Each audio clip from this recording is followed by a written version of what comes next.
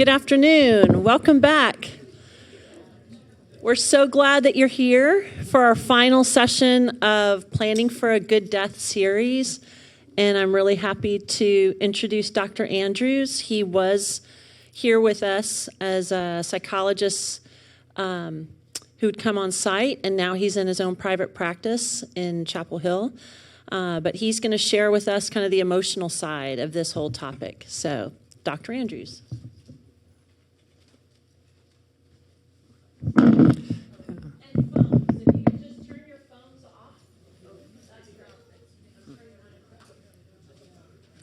That's a good idea. Well, thank you all for being here. I am really glad to be with all of you. It's been great to be back on the Springmore campus and see a lot of familiar faces as I'm going around. I was here, as Sue mentioned, for about 2.5 years. I was a psychologist serving people here, and I'm really enjoying being back. This is also, I've done a few talks like this here at Springmore, and this is by far and away the best attended, which I assume is because it's also super relevant to all of us, in some ways to me, but to all of you here. And I'm looking forward to talking about it. I think one of the hard things about any time that we're talking about grief, about ending, about dying, about loss, in culture, these are somewhat taboo topics. They're not ones that people just bring up on a daily basis, hard to talk about. And so I appreciate all of you showing up and being willing to talk about something that can be uncomfortable and a little bit intimidating. Today I'm going to be trying to talk through this through the lens of stories, both your stories as individuals, the stories that we have as a culture and a society, and then some stories of people that I've known throughout my work as well as just in my personal life. So feel free to ask questions if you have them. We'll try to have some time at the end, but if something's really pressing and urgent, feel free to interrupt me, and I'll try to speak to it then. So when we get started today, I want to start with the moments as we lead into the last chapters of our life. They're often characterized by a lot of reminiscing, a lot of reflection, a lot of processing of life. And we're going to open with a story from a man that some of you all may be familiar with. He's no longer living, but his name's Malcolm Muggeridge. He was a major British personality for quite some time and was a cultural critic. And he, as he was approaching his death, entered into this period that all of us will be in and that many of you are in now, where you're looking back. So Malcolm approached this and said, when someone is nearing the end of a life, as I am, hair white and disappearing, breath short, eyes dim, grunting, coughing, groaning, with many other intimations of mortality in flesh and mind and spirit, it's natural enough to be thinking about death. And this is particularly the case when I visit the graveyard where my father lies buried, with a space beside him which I expect to be occupying quite soon. From my earliest years, I've been given much to thinking about death. Some would consider this abnormal or even morbidly so. First, I saw it as an infinitely remote and mysterious prospect. Then, as the years passed, as an actual happening, which must in due course befall me. And now, as an event quite near at hand, so near that it quite cancels out all the plans and expectations and hopes relating to this world that have occupied my mind. When I look back on my life nowadays, which I sometimes do, what has struck me forcibly about it is that what seemed at the most significant and seductive seems now most futile and absurd. For instance, success, in all of its various guises, being known and being praised, ostensible pleasures like acquiring money or seducing women, or traveling, going to and fro in the world and up and down in it, exploring and experiencing whatever Vanity Fair has to offer. For those of you who may not know, Malcolm Muggeridge was a very celebrated British personality. He was known for being, unfortunately, a bit of a womanizer, and ended up with a lot of regrets about how that impacted his family, his wife, got him into some trouble with friends. He made a lot of mistakes in that. He became quite famous. He got his, there's a set of, England has a museum of wax statues that exactly replicate real people, and famous personalities get stuck there in wax, and so he has a little wax version of himself sitting in this famous person museum that you can go and visit. And part of what he's doing in this is reflecting on all that he's done, both mistakes and successes, and seeing how much it weighs at the end of his life. Was it worth it? Did it mean anything? And this process is actually very typical for all of us of what we have to do in these final chapters as we look back on the life we've lived and also look forward to what we have left, what time we have left, and what we can still do. And so that's the context that I'm going to be talking about all of this in, is assuming that all of you here are somewhere in this same journey of reflection. I just ask each of you to take a moment and reflect on who you are. If someone was to ask you, who are you? You were to say, well, I'm someone. Who do you think you are? And take a moment to think it through.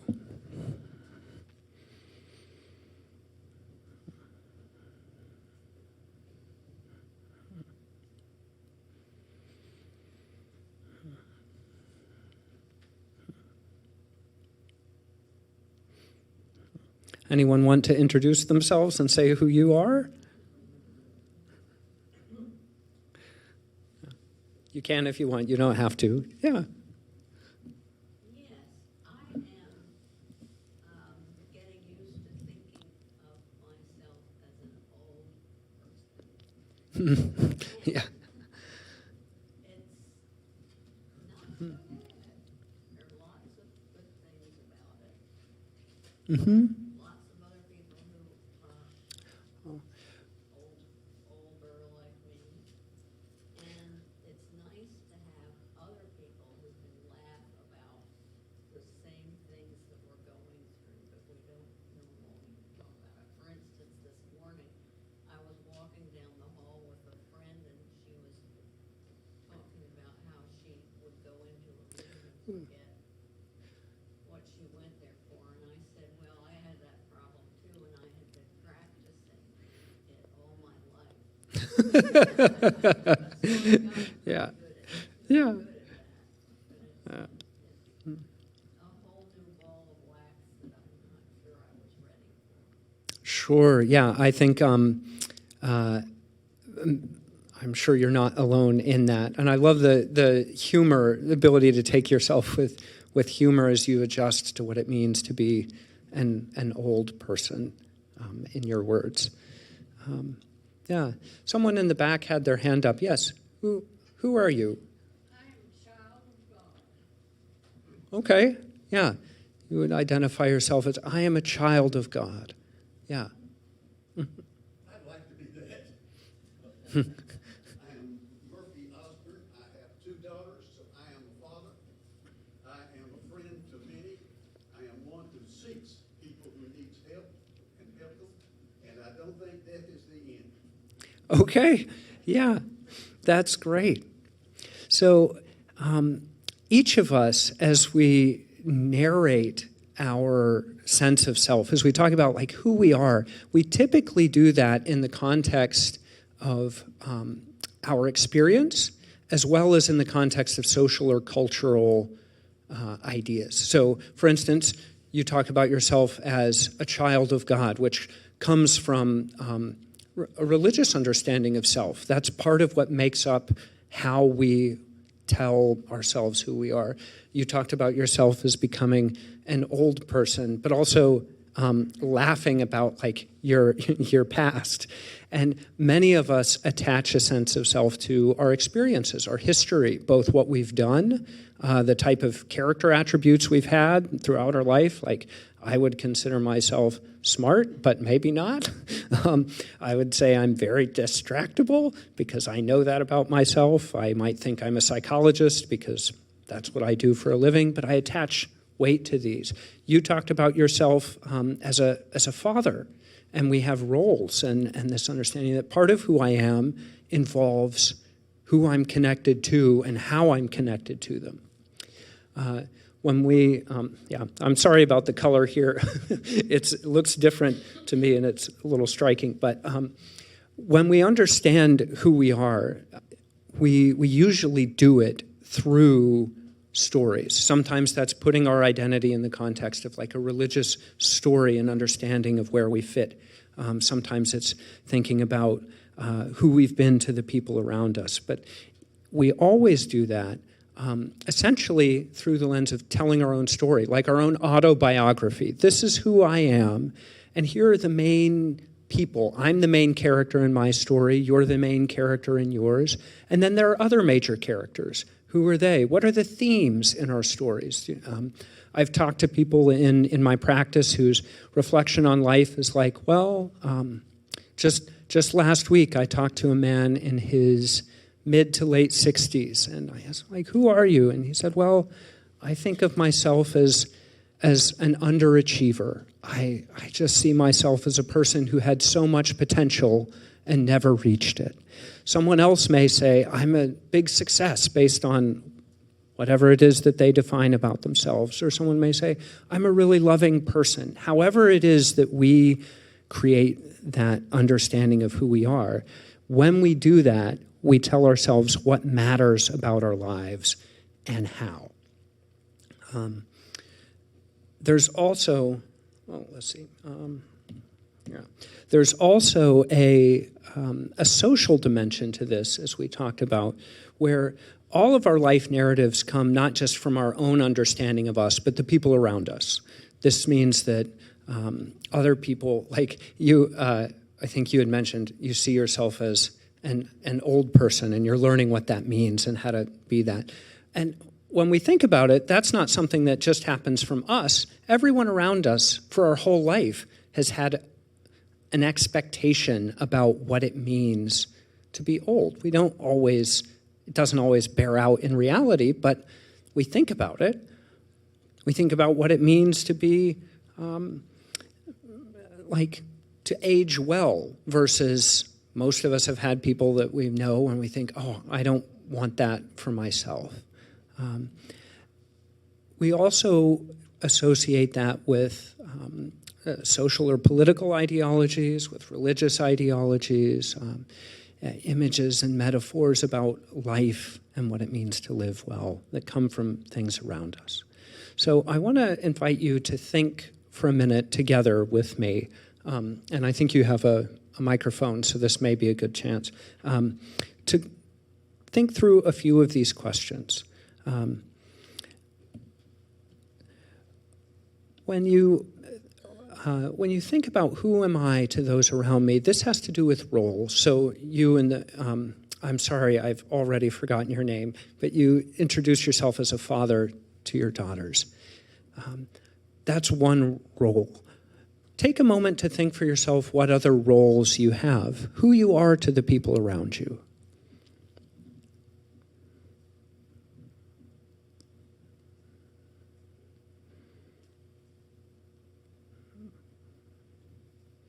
What are some of the roles that you occupy? Who you are or who you've been?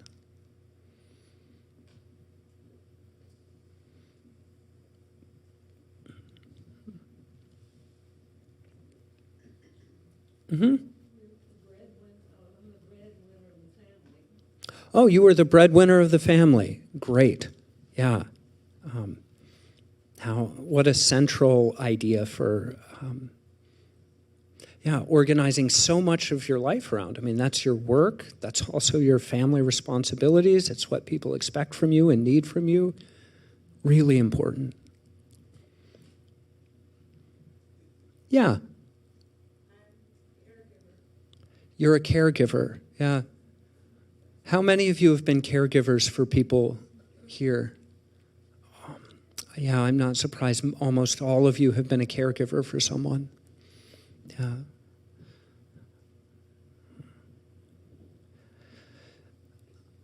Yeah. I would say there are a variety of things that I could identify myself: a sister, a mother, a wife, a grandmother, a friend. But I'm thinking in terms of being a mother, my role as a mother has changed. Of course, when my children were little, that was a whole different thing. Now, my children don't really. I feel like as a mother to my children now, I'm more like a figurehead. It's not anything active at all. Yeah. Yeah. And we'll talk about this in a little bit, but for most, if not all of us, our roles evolve over time, and that, in a way, is a very good and beautiful thing, but it's also a very hard thing. Some of the things that are most important to us become impermanent in a way. Like, I have 2 very young children. I love being with them. I love feeding them. Like, I have a 9-month-old. Last night at 1 a.m, I was feeding her from the bottle. But it's so precious and tender. And now I know that in just a few months, that's not going to happen, like, ever again. She'll not need to be bottle fed, and she'll not be waking up in the middle of the night, which is great, but also sad. Those changes make a huge difference in our lives. Yeah. Mm-hmm. On the same line that she just said about being a mother, well, when I have 4 daughters, so when their father was ill for 3 years, they zeroed in on him. They were such good caretakers, you couldn't imagine. And he passed away, and now they've zeroed in on me. And I don't even know how to act because I can't walk. I'm more independent when I'm not around them. Because Sure. I say, Mother, here's a curve. Mother, close the door. Mother, Yeah. you know, when is your next appointment? It's just overwhelming. Yeah. Why did you put that on? You shouldn't do that. People aren't wearing that. But, you know, Yeah. all of a sudden, I'm it. Yeah. I just don't know how to deal with it. Absolutely. Certainly not an authoritative figure. Yeah, it changes. It feels like it reverses. And I'm guessing by all the laughs that I'm hearing in the room that you are not the only person who's facing this. Yeah. From the best place that I can, I apologize on behalf of children. We can get out of hand. Mother, we told you that. I'm thinking, did? They all know that I know, just really. Yeah. So I'm going to ask about some of these things too, because some of what you're talking about plays into these other questions. Like, what are the stories that we hear about what it means to age, to get older? That comes from everything around us, not just from our own experience, but a lot from everywhere else. What do people believe about what it means to be old, whether that's true or completely ridiculous?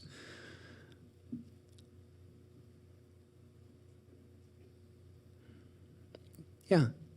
Most people assume that after you get to retirement age, 65-ish, or maybe a few years older, that after that it's a slow downhill trajectory until you get to them.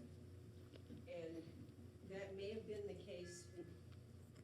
That may have been the case for past. I know my grandparents well, I've outlived them, but when they were in their aging years, they were a lot less functional than I am. And I think that's probably generally the case now, that people are living longer, and not only living longer, but able to be, I don't know if healthier is exactly the right word, more functional for Yes. longer than people in a past generation. So the stories about aging from the past generation don't really apply, at least to me, they don't seem to apply anymore. I have a whole new idea of what aging is like now.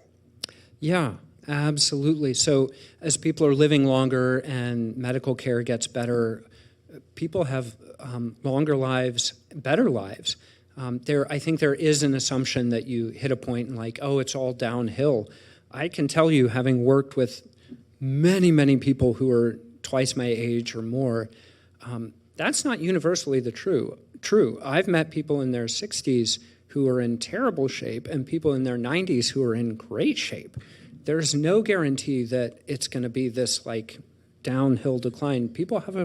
Many people have a really good life, and there's a lot of good in being older as well. Yeah. I can identify a lot with the good life because I don't have any even though I'm a grandmother, I don't have any responsibilities for my grandchildren. I went and had lunch with one of my grandchildren at school today, and I pretty much do what I want to do. I do all this stuff. I do drumming and ping pong and all this fun stuff, and it feels pretty good to me. I'm still driving. Somebody cooks for me, cleans for me. There's a lot of good about it, and I know that it's not going to last forever like this, and I really need to glom onto this while I have it. But I can identify a lot of it as the good life. Yeah. I want to ask about this because this is an important question for all of us. We won't all have the same answers, but I think there will be some commonalities. When you think about what it means to have lived a good life or to be living a good life, what's important in that? You had mentioned, like, you spent time with your grandchildren. That's part of having a good life. Also, a little bit of, like, comfort. There are conveniences that you have that are good and make life easier, and sometimes, an easier life can feel like a good life. What else fits into your framing for what is a good life? Yeah. Quality of our relationships. Sure. Quality of relationships is a big one. And probably one that's fairly common. I think most people want to have good relationships for a good life. Yeah. Seek out interesting things and maintain curiosity. Continue education. Okay. I think that keeps you younger. Yeah, being curious, engaged. Yeah, not part of a good life can be, being curious, engaged, learning, being active. Yes. I think congregate living leads to a good life. You said congregant? Congregate living. Yeah. Living as we do at Springmore. We are well taken care of. We have numerous activities and programs. We're surrounded by our friends. What could be better? We don't have to cook. We don't have to do the grocery shopping. I mean, if we choose to, we can. I choose not. But we're having a good life here. I think a lot is your own personal attitude. Mm-hmm. Yes, and we'll talk more about that as we get farther, but absolutely. Yeah. So a couple things just to make sure everyone's hearing that she talked about the importance of like being in a community like Springmore's, being able to be active, having things you can do, and getting to choose some of those, like not having to do everything, not having to do all the cooking or all the shopping or everything else. You can do some of what you want. Important. Anything else that you feel like is necessary for a good life? Affirmation? Mm-hmm. I think the two of you over here both might have something to say. I have a sense that I was able to convey to my 7 grandchildren our family values of education and all that sort of thing. Yeah. I have 7 grandchildren, and even though their grandfather never lived to see them, they grew up knowing about him and his values and our values together as a family. And they all have college educations. Yeah. So passing down your values and what's important and seeing that show up in your children or your grandchildren is a source of fulfillment for you. And probably for many of us, a sense of living a good life, that could be satisfying to feel like, yeah, we shaped them in a good way and they have embraced that. Yeah. Did you have something as well? Was just opining that I'm really glad that I have the religious aspect that we have here at Springmore. I think it continues to help us develop our own sense of identity. Okay, yeah, great. It can be a huge source of identity for people, and a helpful one. Anything else? Yep. One of the things in aging, when you're at Springmore, you learn this. Getting used to people dying. Yes. Getting used to, even just in your family, but in our community, we just have to, we get used to it. It was hard when I first came. Yeah. But now, it's part of life. And as we're older, we've lost more people. Our parents, our grandparents, our brothers, sisters, whatever. And it's just seemed like it's a part of living now. Whereas if you're at home, you don't, death is something horrible. And when we're here, it is, we know it's part of life. Yeah. And we see good people and embracing their last hours or anything. We just have an access to it, which I don't think other people do. Mm-hmm. So I think that's a good thing. Yes, yeah. So I will bring that up as well in a little bit because it's super important. We are experiencing loss in a different way. In fact, the longer you live, the more people you lose. And there's some differences in whether you're in a community like Springmore versus being kind of in a community where you grew up. One of the big ones being if you're in a community where you grew up, eventually if you live long enough, everyone you're connected to passes away. I'll get to in just a second. Everyone passes away and you can be sort of the last person there. And in a community like Springmore, there's always new people coming in, but there's always more people to pass away. And so it becomes more constant, changes the experience.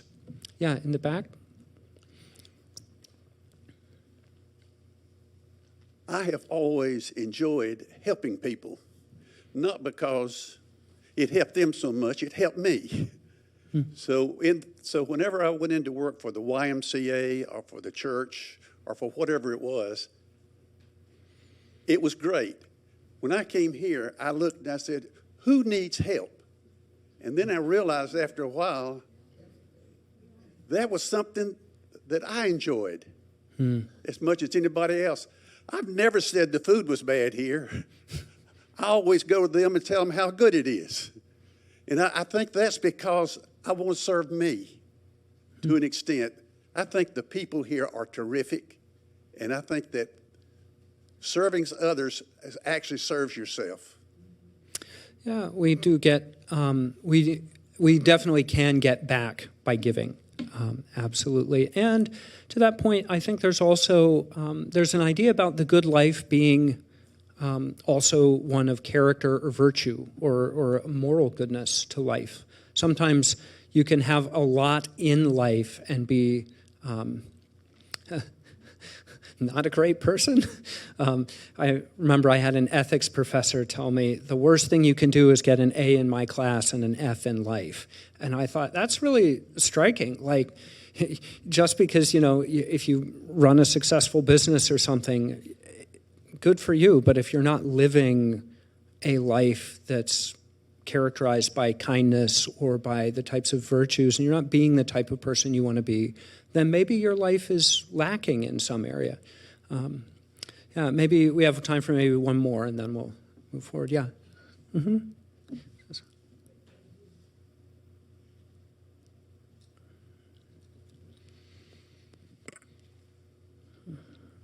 Several years ago, I was complaining to a friend here how difficult it is sometimes when you see so many roses lined up and all these people dying.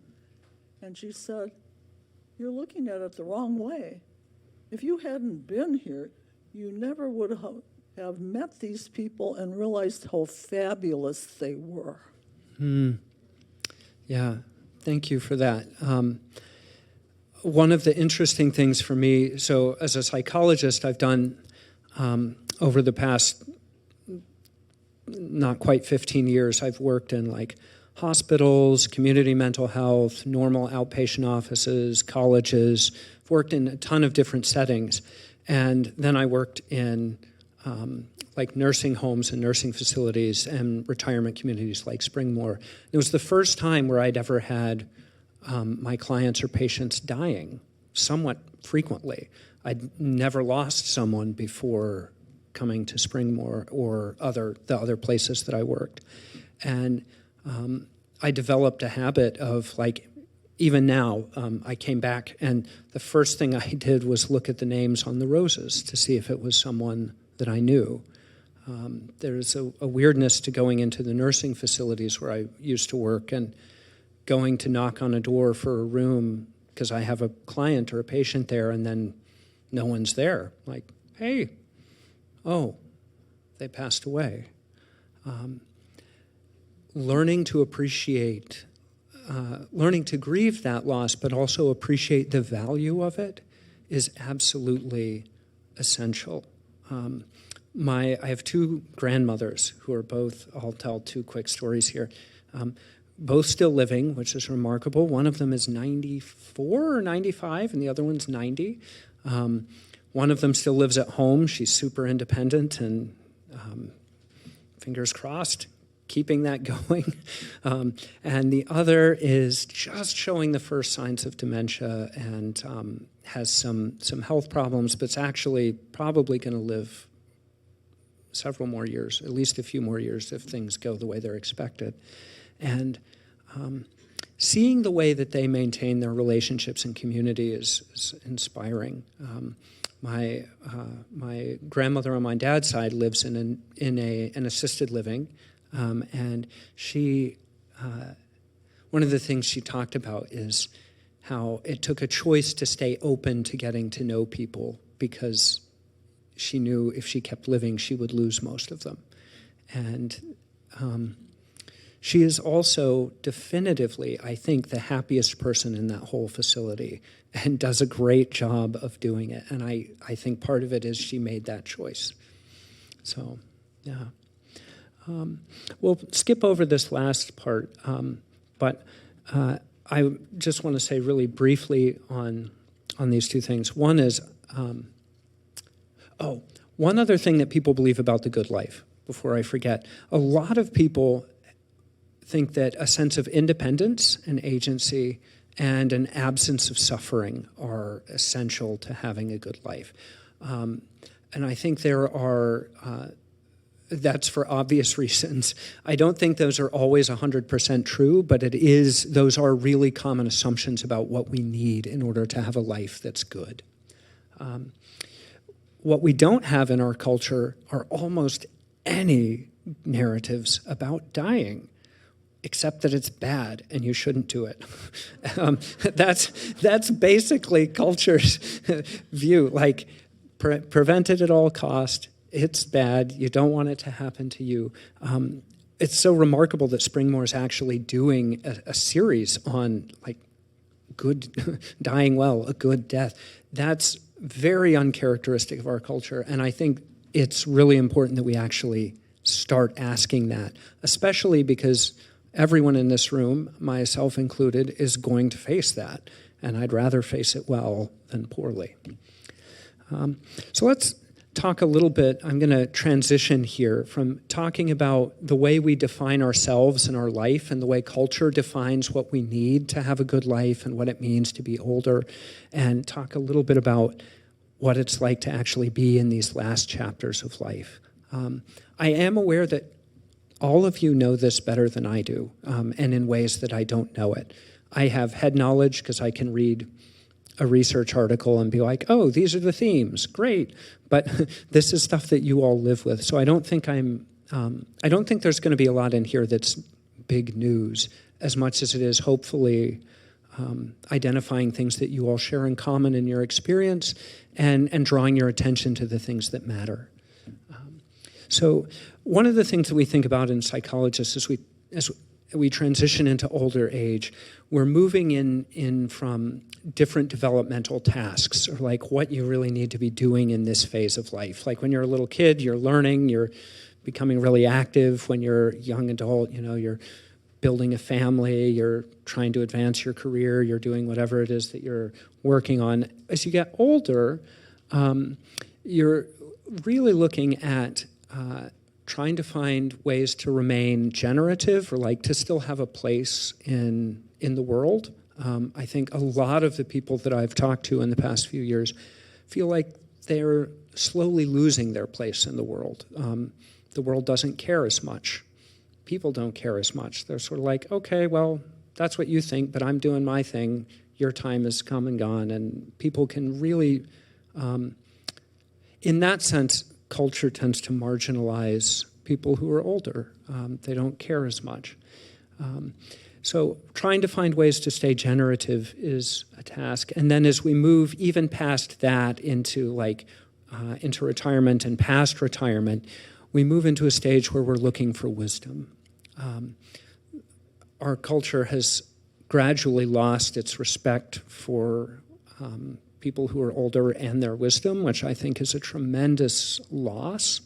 And some of that may be because the world's changing so much, like now we have AI and computers doing all this stuff for us, and so there's an illusion that the world is so different that, like, oh, well, we're in a different world, so we need to figure it out for ourselves. But I think there's a lot of wisdom that we miss because we don't listen to people who are older. One of the things that I have noticed is that people who are older, like all of you, have taught me a tremendous amount about what it means to live well. Just by being a therapist or psychologist, I learn about what matters. The older people get, and in some ways the less energy you have, the less ability you have to do lots of things, you have to focus it on the things that count the most. And so you know what's actually important in a way that many people my age don't know at all. I think of like my daughters. I'm sure all of you have seen this. My oldest daughter she's a little over 2, and she can pitch a temper tantrum over anything. It's like, you gave me the wrong bowl for my breakfast cereal. I wanted the blue one, not the pink one, Dad. Wah! Like, this does not matter. And I know that because I'm older than you, but we'll give you the pink one. There are so many things that people my age pitch their own versions of tantrums about because we think they're important, and they aren't. They don't matter that much. And wisdom comes with the ability to reflect on your life and see what does. And so many of you have that. The last task that we all have to go through as we age is trying to figure out how to accept our limitations and ultimately accept death without a lot of resistance. That doesn't mean we have to embrace it in like a morbid sense or just decide to like end our own lives or something like that. But it does mean that we have to accept a reality and eventually, when the time comes, not fight it. We can fight it, but I can tell you as a psychologist who's worked with a lot of people who fight it end up really afraid, and they end up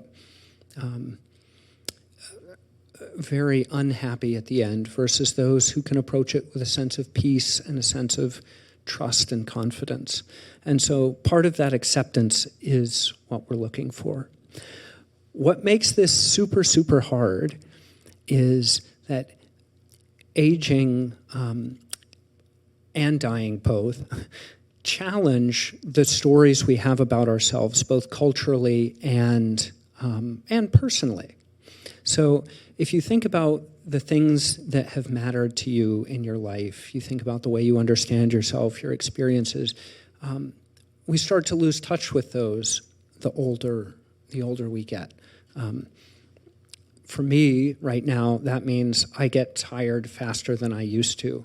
When I was like 20, I would stay up all night doing schoolwork, and I did super well because I had very unhealthy work-life balance and was overly attached to grades. And so I was very successful academically. But now, when my kids are waking up and I have no energy, I can't do things like I used to do. And so my work performance is worse.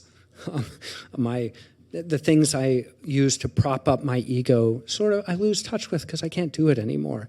And the older you get, the more that happens. So let's talk a little bit about what some of these common challenges are.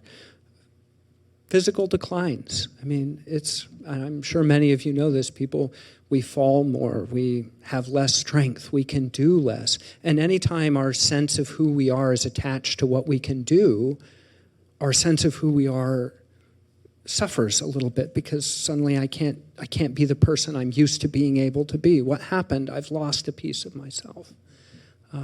We become slowly more dependent on other people. And that can feel like, especially for caretakers, if you are used to helping and caretaking and supporting and giving, it's very odd to be on the other side of it and be in a position where people are having to take care of you and suddenly like, what does this mean about me? I don't know how to do that. I hate this. I don't want anybody to have to burden themselves with me. I'm used to helping others.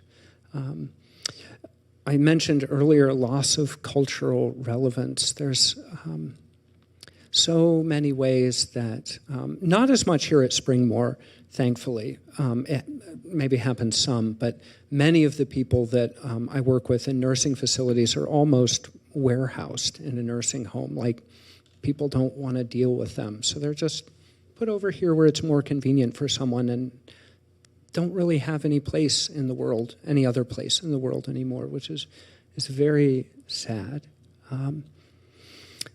I think you were laughing about your kids earlier and the way they're like focused on you.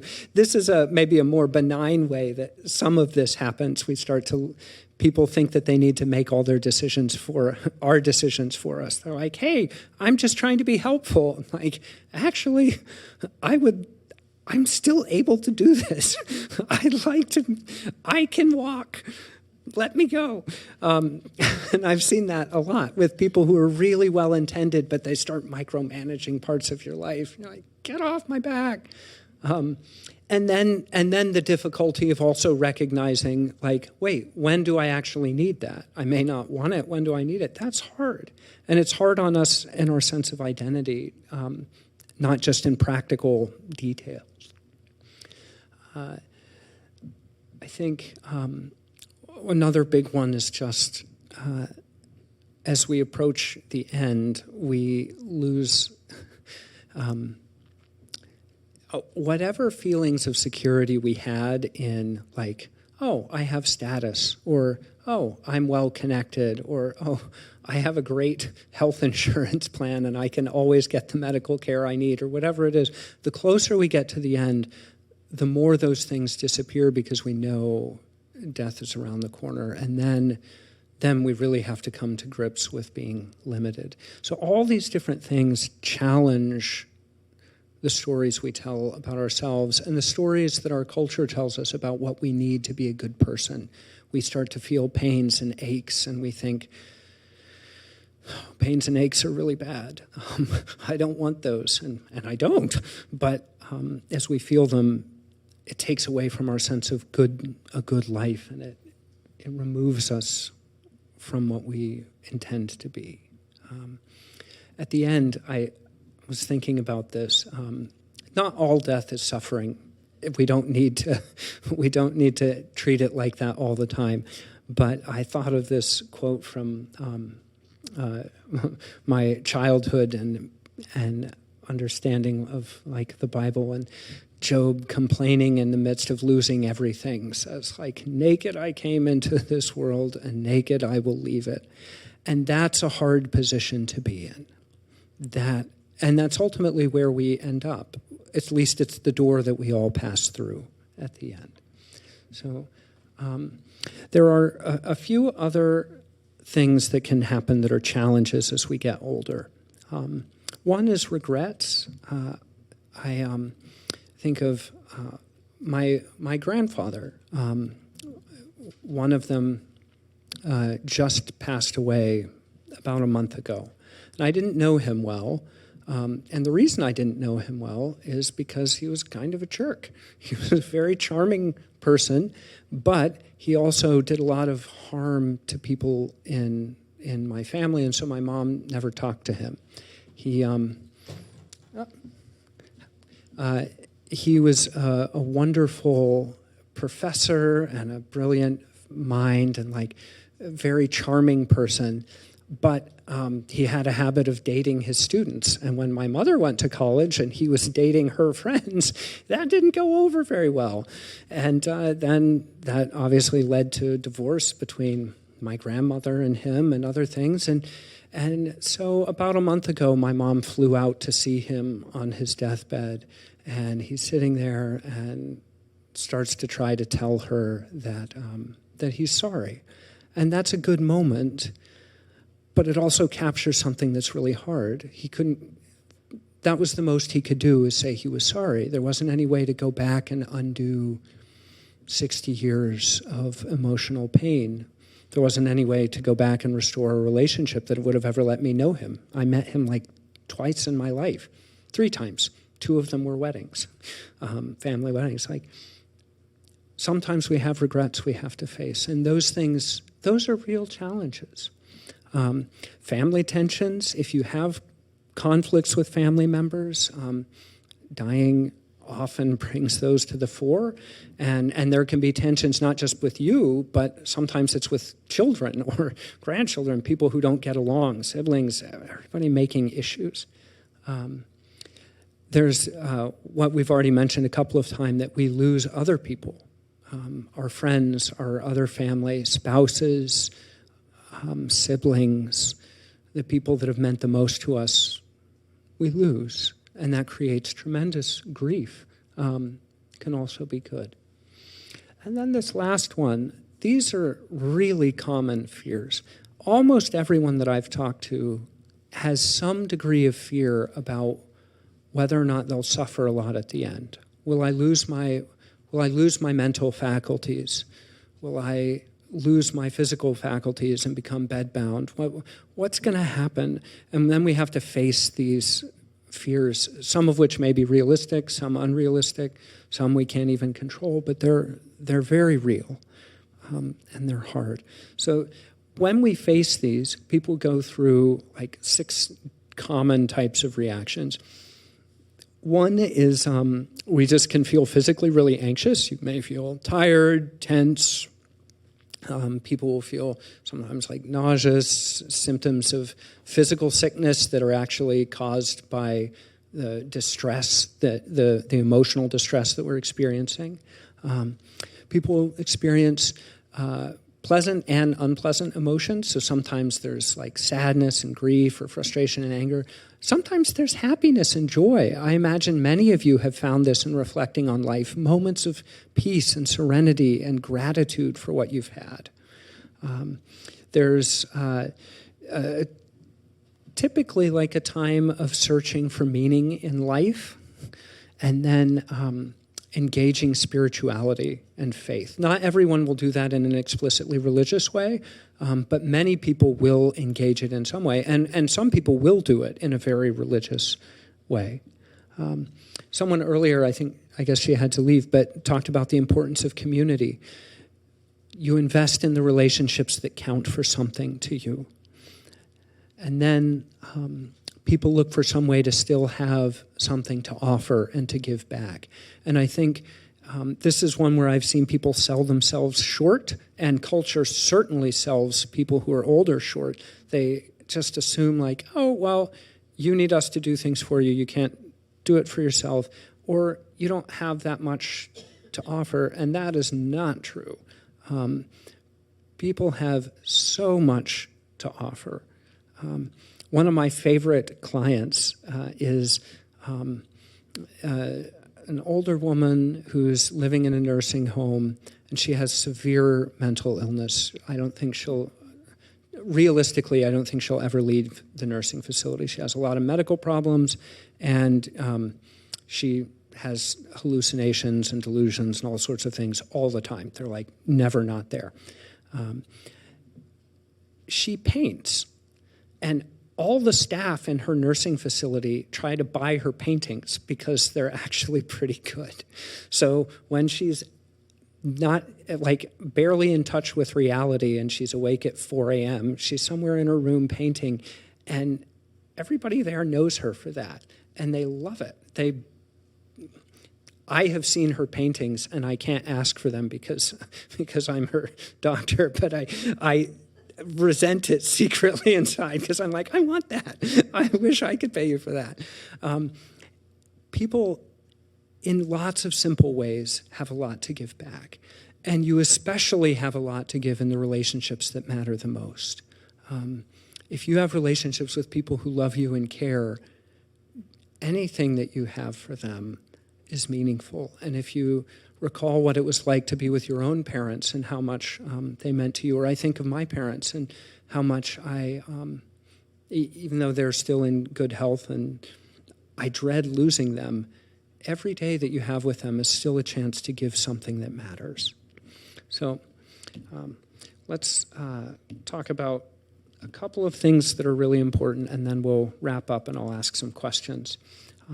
So the first is the importance of what we call cognitive control in psychology. The idea here is that what we focus on determines a lot of how we feel. And so for older adults in particular, those who do really well are the ones who are able to see good around them. Someone earlier has talked about the importance of attitude, and there's actually good research to show that that's true. If you see goods, it makes a difference. One application of this is intentionally practicing gratitude. I encourage people to do it this way. Find the 3 smallest things every day that you can be grateful for. If we're appreciating big things, we run out really quickly. So like, I can do this by saying, I'm grateful that I have a wife, I'm grateful for 2 kids, I have a car, I have a house, I have a job. Well, geez, I only have like 5 things and I'm out of things. But if I'm grateful for little things, like this one word that my wife said to me that was encouraging in our conversation today, or the temperature outside was really nice, or like Monday I had a walk and it was perfect, it was beautiful. Like very little things give me an almost infinite number of things to appreciate. And you can do that with yourself just by finding the littlest things you can. The second, I mentioned this earlier, the older you get, the more you know what matters. And that's really important. So ask yourself as you reflect on your life experience, what things have become clearer to me over time? Like if I met myself 10 years ago or 20 years ago or 30 years ago, what would be clearer to me now that wasn't clear then? What things are more important and what things seem less? And then engage in those. One great way to do this is to actually think about dying as a means to teach you how to live. So there was a man in a psychiatric hospital several years ago who was kind of not a great guy. He was an alcoholic. He had been married and divorced 3 times. He had previously owned an irreputable business and done some other things that were not, he was not winning anyone's award for like Person of the Year at all. And someone asked him, if you were to die and you had your funeral, like, who would you want there and what would you want to hear them say? And he thought about it, and I should mention, he also had cirrhosis. So he had like his was advanced enough that it wasn't really going to be repaired. He was just going to live for a couple of years and then would eventually die. So as he thought about this, he decided, like, I would want all 3 of my ex-wives to be there, and my kids, and here are like some of the things I would want them to say. And I don't think he got everything he wanted to say, but it led him to reconnect with them. And all 3 of them actually showed up when he died, which is impressive. He reconnected enough with them that they were willing to come. He ended up getting sober and starting to be a sponsor and a mentor to other recovering alcoholics. And he lived the last 2 to 3 years of his life in a way that was really good and very different from how he'd carried the whole rest of his life. When we think about death that way, it instructs us on what to do with however much time we have left. And so I'd really encourage you all, think about what really matters to you and then engage it. Do it, because you can. Last couple of things here. So your story is not over. You're in the last chapters, but you still have time.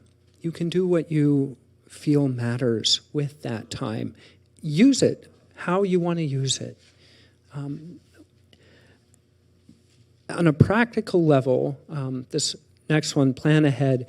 I'm really glad you all have been attending these lectures that Springmore's had.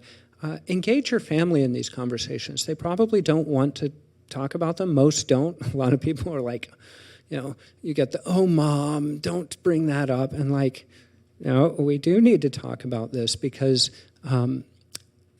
it both puts you in control of what happens at the end of your life, whether that's advanced care directives or everything else. It makes sure that everybody's on the same page about what you actually want. But it also helps take care of all the unnecessary squabbles and dramas and everything else that can come up at the end between siblings and who gets what and everything else. You can plan for some of that and make things a little bit easier. The last 2 things that I think really matter, one is maintaining a sense of hope and engaging spirituality. I don't actually believe that this is just, there's a sense in which psychologically this is helpful for people, and I can tell you as a psychologist, do this. It's a good idea.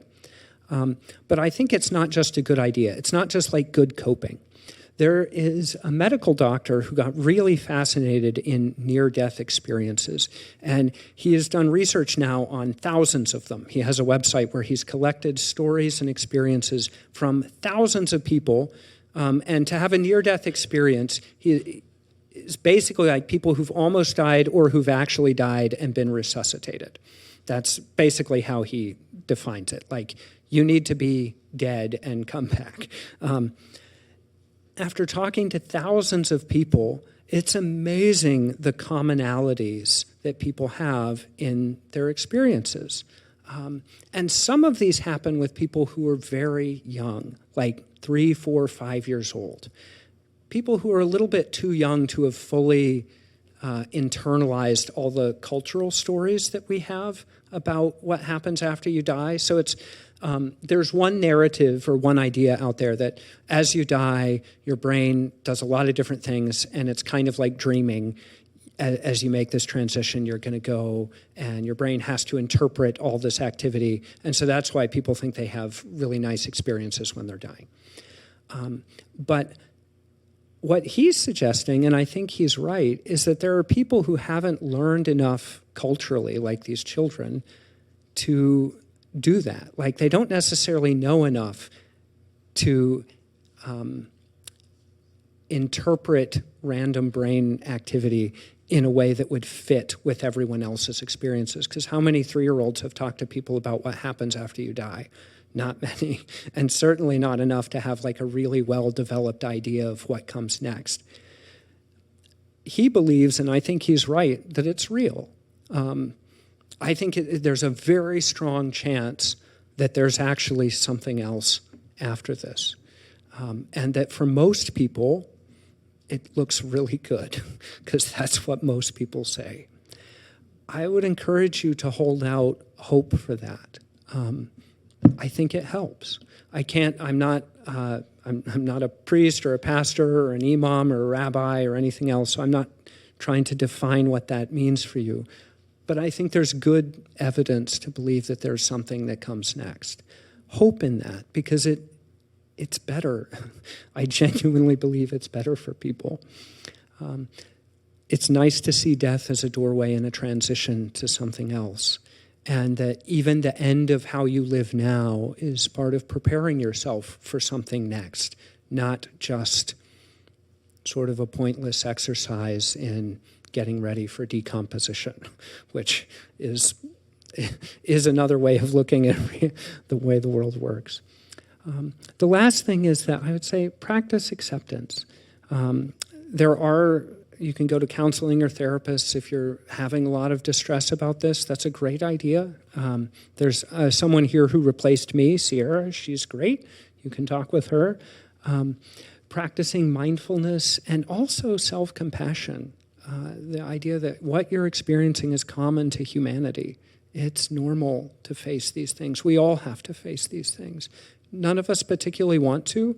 Even if you believe that something is coming next, it doesn't mean that it's fun to go through the experience. You might have something to look forward to, but the prospect of dying still is terrifying. So practice compassion for your own suffering, and wish good for yourself as you embrace what's there. Be compassionate with your mistakes. If you have regrets, you're human. People make these. None of us got to be perfect. If you have something you regret, embrace forgiveness. You can try to solve it. It's good to try to fix it and repair. And at least you'll be proud of who you've been approaching it. But be kind to yourself, because you can't expect yourself to be better than human. So I know we're basically up on the end and there's time for questions. I have time for any of you who have them, but thank you for listening and for your engagement. I will be sharing the slides and stuff, and I'm sure Sue can or Carrie would be able to share them with you. Do you all have any questions or anything that would be helpful to talk about?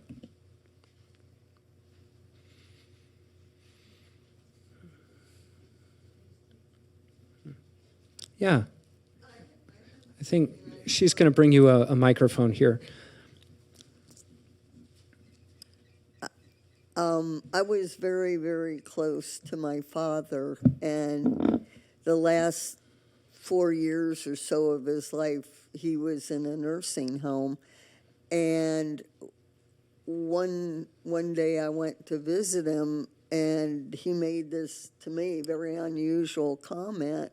He said last night when he was sleeping, so it was partially, obviously, a dream, he said, my mom and dad were there to meet me. And I'm going, what? I mean, it was kind of shocking. I mean, he had never, ever said anything like that. And I thought, what a nice feeling. And a couple of months later, he died. Yeah. But I thought that was very comforting that he felt his parents coming to get him. Yeah, that's beautiful. And it's one of the common themes, actually, if you go back and read the research, one of the most common themes in the near-death experience research is that people have encounters with family members or other loved ones.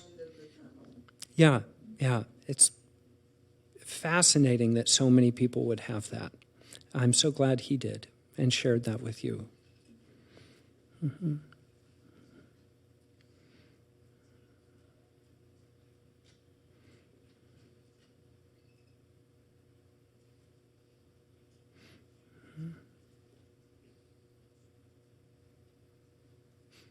Well, thank you all so much for your time and attention. I've been really grateful for all of you being here, and it's been wonderful to see familiar faces for those of you who I know from being here.